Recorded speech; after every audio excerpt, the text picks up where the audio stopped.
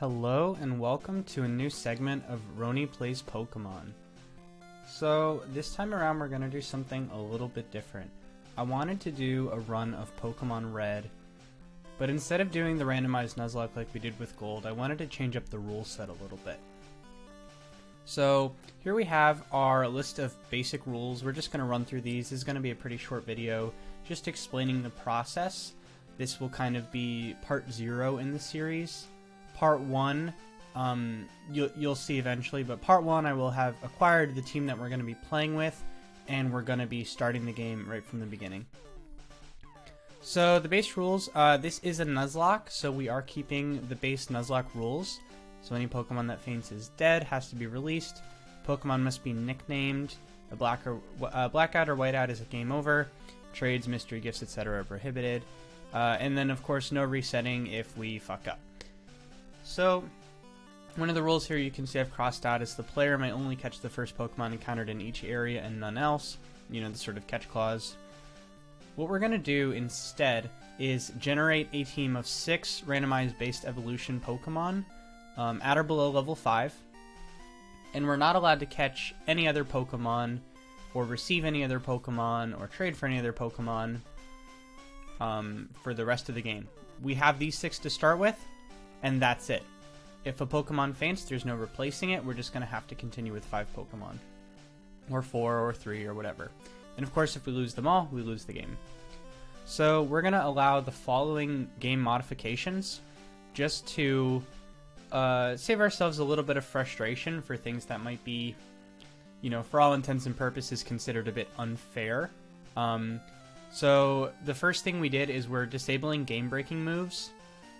And these are ones that the Universal Pokemon Randomizer has sort of accepted as broken, especially early on. So moves like Dragon Rage, Sonic Boom, Spore, and any of the one-hit kill moves are banned and cannot be learned by any Pokemon in these games. I don't even think these moves can be taught by TM, so we also don't have to worry about that either. And then the other modification is that Pokemon that normally evolve via trade are actually just going to evolve by a level. So, you know, think of Pokemon like Haunter or Graveler, Kadabra. These are just going to evolve at a level determined by the Universal Pokemon Randomizer. You know, sometimes it's like level 30, sometimes it's level 40.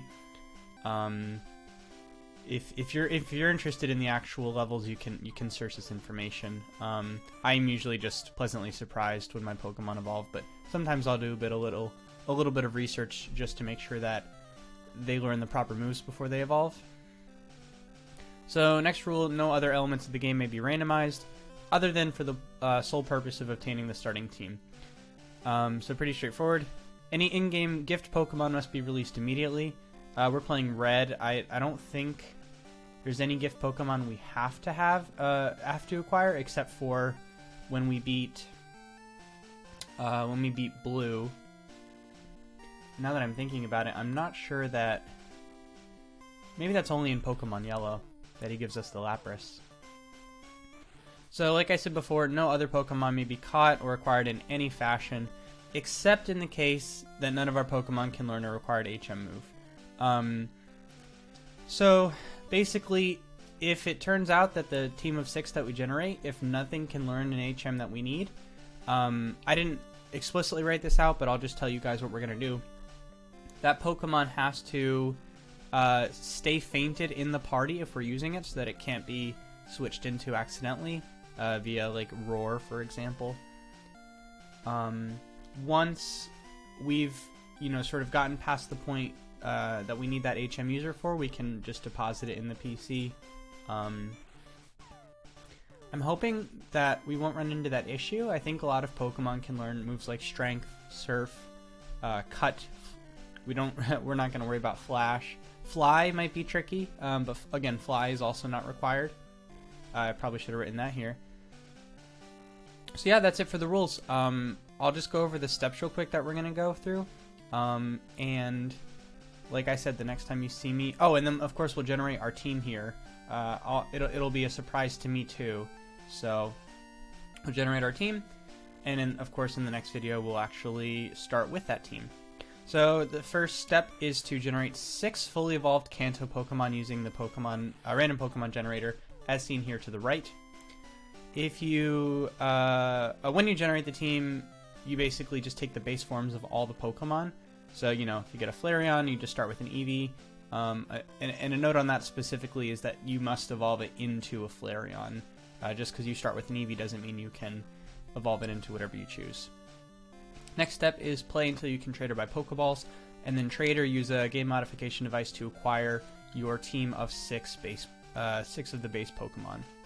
Then you release your starter, and we start playing, and we hope to God that we make it through the Elite Four. So that's pretty much it. This game is just going to be played up through and including the Elite Four. We're not going to worry about doing the Mewtwo's Cave or anything like that.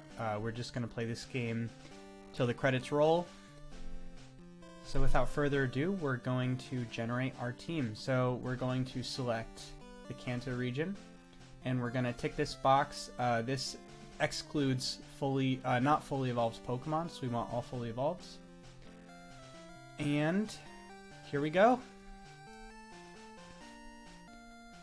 Oh my lord, okay.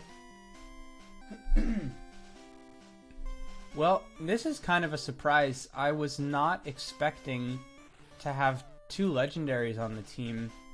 I'll be honest, the first time I went to this site and I hit generate, I got like Beedrill and Butterfree and like got a Mr. Mime. I think I actually got Porygon the first time I did it too.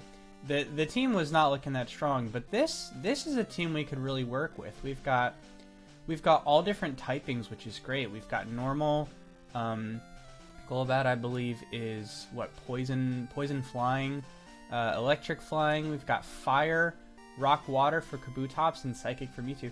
This is a much more well-rounded team than I was expecting. I'm pleasantly surprised, given how horribly this could have gone. It was kind of a win-win for me. I figured if the team we generated on camera was horrible, it would be funny, and if it was good, then we'd stand a good chance of finishing the game. So that's it for this video. Thanks for watching. Again, this was just kind of part 0. In the next episode, we're going to have a team consisting of a Zapdos, Mewtwo, not Kabutops, Kabuto? Why am I'm blanking on the pre-evolution of Kabutops. We're gonna have a Ponyta, a Zubat, and of course Porygon is just its own base evolution. They're gonna be at or below level 5. We're going to have gotten to the point where we have Pokeballs, but we're going to just restart in Pallet Town from our house, almost like a fresh instance of the game. We're gonna maybe do some training along the way to Viridian City. We're gonna do, you know, some good grinding, maybe some battling. It's gonna be fun. Alright, well, thanks again for watching, and I'll see you in the next episode.